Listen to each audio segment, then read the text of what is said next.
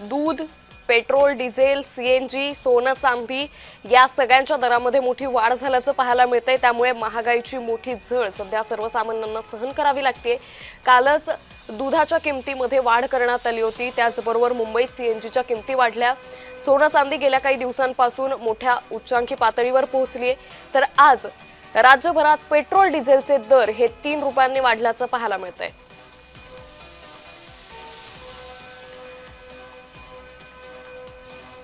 तर या संदर्भातून राज्यभरातून आपले प्रतिनिधी सध्या या सगळ्या संदर्भात आपल्याला माहिती देत आहेत। मुंबईमधून मनोज दयाळकर, त्याचबरोबर ठाण्यामधून कुणाल भोईटे आपल्यासोबत जोडलेले, जळगावमधून जुगल पाटील, त्याचबरोबर नाशिकमधून किरण गोटूर आपल्याला या संदर्भात माहिती देतील। सर्वात प्रथम मी जाते मुंबईमध्ये। मनोज, कशा पद्धतीने मुंबईमध्ये आज पेट्रोल डिझेलचे भाव वाढलेले, त्याचबरोबर दूधही महागलंय, सीएनजीच्या दरातही काल वाढ झाली होती। सर्वसामान्यांच्या एकंदरीत काय प्रतिक्रिया? बरोबर अंकिता, या ठिकाणी आपण मिळतं पंतप्रधान नरेंद्र मोदी यांनी जगाला आव्हान केलं आणि त्यानंतर आपण मिळतं कालचा दिवस आणि आजच्या दिवसामध्ये 2 दिवसामध्ये मोठी ही आपण मिळतं पेट्रोल डिझेल तसेच गॅस असेल तसंच आपण मिळतं दूध असेल त्यामध्ये मोठी वाढ झालेली आहे। आपण मिळतं दुधामध्ये प्रति लिटर 2 रुपयाची वाढ झालेली आहे। तसंच आपण मिळतं गॅसमध्ये प्रति किलो 2 रुपयाची वाढ झाली आहे। तर आज पेट्रोल आणि डिझेलमध्ये आपण या ठिकाणी बघितलं तर 3 रुपयाची वाढ झालेली आहे। आणि त्यानंतर जे नागरिक आहेत ते या ठिकाणी संतप्त झालेले मिळाले, कारण की नागरिकांच्या खिशाला या ठिकाणी कात्री बसायला सुरुवात झालेली आहे। कारण की या 2 दिवसामध्ये आपण बघितलं तर या 4 गोष्टींचा दरवाढ झालेला आहे। तसंच अगोदर आपण बघितलं सोने चांदी असेल वेगवेगळ्या गोष्टी त्यांची देखील आता दरवाढ झालेली आहे। पण आता यामध्ये आपण बघितलं नागरिकांच्या खिशाला कात्री बसत चाललेले नागरिक कुठे या ठिकाणी संताप होताना पाहायला मिळत आहे। कारण की पहिलं दुधाचे दर, त्यानंतर गॅसचे दर आणि त्यानंतर आपण बघितलं सीएनजीचे दर आणि त्यानंतर आपण बघितलं तर आता पेट्रोल आणि डिझेलचे दर। त्यामुळे नागरिकांनी प्रवास करावा कसं, कामाला जावं कसं, हा पूर्णपणे प्रश्न या ठिकाणी उद्भवलेला आहे। त्यामुळे नागरिक या ठिकाणी पूर्णपणे संतप्त झालेले दिसून येत आहेत। त्यामुळे आता कोणकोणत्या पुढच्या दिवसामध्ये कोणत्या गोष्टीमध्ये अजून वाढ होते हे देखील पाहणं महत्त्वाचं ठरणार आहे। निश्चित मनोज, तुम्ही असेच जोडलेले राहा। आता जाऊया ठाण्यामध्ये। ठाण्यामधून कुणाल भोईटे सध्या आपल्या सोबत जोडलेले। कुणाल, ठाणेकरांनी या सगळ्या महागाईच्या पार्श्वभूमीवर कशा पद्धतीने प्रतिक्रिया दिली आहे, कशी परिस्थिती आहे? अंकिता, एकंदरीत फक्त पेट्रोल, डिझेल, गॅस, सोनं या सगळ्यांमध्येच महागाई वाढलेली नाहीये, तर सर्वसामान्य सकाळ सकाळी ज्या ठिकाणी हजेरी लावतात ती भाजी मंडई ती देखील महागलेली आहे। मी सध्या भाजी मंडईमध्येच आहे। खरं तर अवकाळी पाऊस सध्या अनेक भागांमध्ये सुरू आहे। या अवकाळी भागाचा परिणाम या भाज्यांच्या दरावरती तर झालेलाच आहे, मात्र काल मध्यरात्री झालेल्या अचानक पेट्रोल आणि डिझेलच्या दरवाढीमुळे सुद्धा उद्यापासून या भाज्यांचे दर जे आहेत ते वाढण्याची शक्यता आहे। आपल्यासोबत भाजी विक्रेते आहेत। काय काय नेमकं वाढलेलं आहे, सर्वसामान्यांच्या खिशाला कात्री लागणार आहे, ग्राहकांची नेमकी प्रतिक्रिया काय? कारण सकाळी सकाळी सगळेच जण भाजी घेण्यासाठी पहिले मार्केटमध्ये येत असतात। दाराची दर आहे गिराकांमध्ये, त्याची शेवटी काय करायचं, जीवन आवश्यकता वस्तू आहे त्याचा आपल्याला घ्यावंच लागणार। आज जे परत बी आम्ही 10 रुपये 20 रुपये पाव विकत, आज ते 50 रुपये पाव आहे। टमाटर 20 रुपये किलो होते, ते आज 50 रुपये किलो आहे। आणि तुरिया, गिलका, वांगी आणि लिंब, कोथिंबीर जे 20 रुपये 30 रुपये ते 60 ते 70 रुपये, मेथी 50-60 रुपये, पालक 40 रुपये, आता किमान 10-20 रुपये प्रत्येक भाजीवरती वाढत केलाय। ट्रान्सपोर्ट आता सध्या ऐकायला आलं पेट्रोल पण वाढणार, तर ट्रान्सपोर्ट मध्ये पण फटका बसणारच।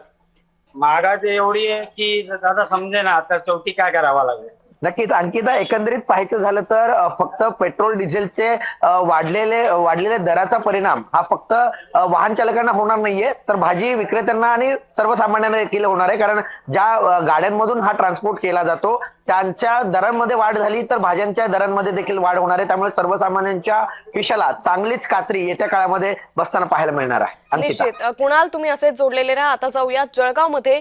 जुगल, जळगावमध्ये कशा पद्धतीने स्थिती आहे? सगळ्याच गोष्टींमध्ये सध्या दर वाढताना दिसून येत आहे, जळगावकरांची काय स्थिती? नक्कीच अंकिता, जळगावमध्ये या ठिकाणी आज सकाळीच पेट्रोल पंपावर वाहनाचं पेट्रोल भरण्यासाठी अचानक ग्राहकांना एक झटकाच बसलेला आहे। जवळपास 3 रुपयाने पेट्रोल व डिझेल मध्ये ही दरवाढ झालेली आहे। त्याचप्रमाणे दुधामध्ये देखील 2 रुपयाची दरवाढ झाली आहे। भाज्यांचे दर देखील या ठिकाणी मोठ्या प्रमाणात वाढलेले आहे। जर विचार केला तर पंतप्रधान नरेंद्र मोदी यांनी 15% या ठिकाणी केंद्र सरकारने आयात शुल्क लागू केल्यानंतर जळगावच्या सुवर्णनगरीमध्ये सोने चांदीच्या दरात या ठिकाणी मोठी वाढ होताना दिसून येत आहे। एकाच दिवसात सोन्याचे दर हे जवळपास 12 ते 13,000 रुपयाने या ठिकाणी वाढलेले आहे। चांदीचे दर देखील 20,000 रुपयाने वाढलेले आहे। सर्वसामान्य नागरिकांना कसं जगायचं आता हा एक मोठा प्रश्न येऊन टाकलेला आहे। सर्वसामान्य नागरिकांच्या खिशांना आता ही कात्री बसलेली आहे। सर्व जीवनावश्यक वस्तू या ठिकाणी वाढल्यामुळे कुठेतरी ग्राहकांना मोठ्या अडचणीचा सामना आता करावा लागू शकतो। अंकिता, निश्चित जुगल, तुम्हीही असेच जोडलेले राहा। आता जाऊया नाशिकमध्ये। किरण, नाशिकमध्ये सिंहस्थ कुंभमेळ्याची तयारी केली जाते, मात्र महागाईनं आता नवा उच्चांक गाठल्याचं पाहायला मिळतंय। नाशिकमध्ये काय स्थिती? अंकिता, खरं तर काल रात्रीपासून नाशिकमध्ये सुद्धा पेट्रोल आणि डिझेलचे हे दर वाढलेले आहेत। नाशिकमधलं जर आपण विचार केला तर पेट्रोल 3 रुपये आणि डिझेल 3 रुपये अशा पद्धतीने हे दर वाढल्याचं आपल्याला बघायला मिळतो। डिझेलचे दर आता 107 रुपयेपर्यंत पोहोचलेले आहेत आणि पेट्रोलचे दर हे जवळपास 94 रुपयेपर्यंत एकूणच पोहोचल्याने नाशिककर कुठेतरी नाराजी व्यक्त हे करताना आपल्याला बघायला मिळतोय। एकीकडे महागाई वाढत असताना आता पेट्रोल आणि डिझेलचे दर सुद्धा वाढल्याने आणखीन महागाई वाढेल अशा पद्धतीचं भीती व्यक्त होताना आपल्याला बघायला मिळतोय आणि त्यामुळेच वेळी सरकारने या सगळ्या गोष्टींमध्ये हस्तक्षेप करून ही महागाई आणि डिझेल आणि पेट्रोलचे दर कमी करावी अशा पद्धतीचं एक मागणी नाशिकमध्ये नाशिककर करत आहेत। मागच्या काही दिवसांआधीच आपल्या देशाचे पंतप्रधान नरेंद्र मोदी यांनी डिझेल आणि पेट्रोलचा कमीत कमी वापर हे करा अशा पद्धतीचं आवाहन केलेलं होतं आणि त्याच वेळेस अंदाज आलेला होतं की पेट्रोल आणि डिझेलचे दर वाढतील आणि ते अपेक्षितप्रमाणे काल रात्रीपासून हे डिझेल आणि पेट्रोलचे दर वाढलेले आहेत आणि याचा जो फटका आहे तो सर्वसामान्यांसोबतच शेतकऱ्यांना सुद्धा मोठ्या प्रमाणात बसेल अशा पद्धतीचं भीती एकूणच व्यक्त होत आहे। कारण नाशिक जिल्ह्यामध्ये मोठ्या प्रमाणात कांद्याचं उत्पादन होतो, भाजीपाल्याचं उत्पादन होतो। जेव्हा कांद्याचं ट्रान्सपोर्ट असेल, भाजीपाल्याचं ट्रान्सपोर्ट असेल, हे सगळं ट्रान्सपोर्ट महागणार आहे आणि त्याचा निश्चितच फटका जो आहे तो जे आहे ते शेतकऱ्यांना सुद्धा बसेल अशाही पद्धतीचं भीती व्यक्त होताना आपल्याला बघायला मिळतोय। कारण नाशिकमधून मोठ्या प्रमाणात भाजीपाला हा मुंबईला जातो आणि कांदा वेगवेगळ्या ठिकाणी महाराष्ट्रातच नव्हे तर संपूर्ण देशामध्ये नाशिक जिल्ह्यातला कांदा एक्सपोर्ट होतो। त्यामुळे या सगळ्या गोष्टींचा फटका, महागाई असेल आणि त्याच पद्धतीने पेट्रोल डिझेलचे वाढलेले दर असतील, या सगळ्या गोष्टींचा फटका जो आहे तो शेतकऱ्यांना बसण्याची सुद्धा आता भीती व्यक्त होताना आपल्याला बघायला मिळतोय आणि त्यामुळेच आता सरकार या सगळ्या गोष्टींमध्ये हस्तक्षेप करून हे वाढलेले दर आणि महागाई हे कमी करण्यासाठी नेमकं काय पाऊल उचलतं हे बघणं महत्त्वाचं असणार। निश्चित, त्यामुळे प्रशासनाच्या आणि सरकारच्या या आगामी काळात नेमकी काय पावलं उचलली जातात याकडे आपलं लक्ष असेल। तुर्ता तुम्हा सगळ्यांचे खूप धन्यवाद तुम्ही दिलेल्या सविस्तर माहितीसाठी।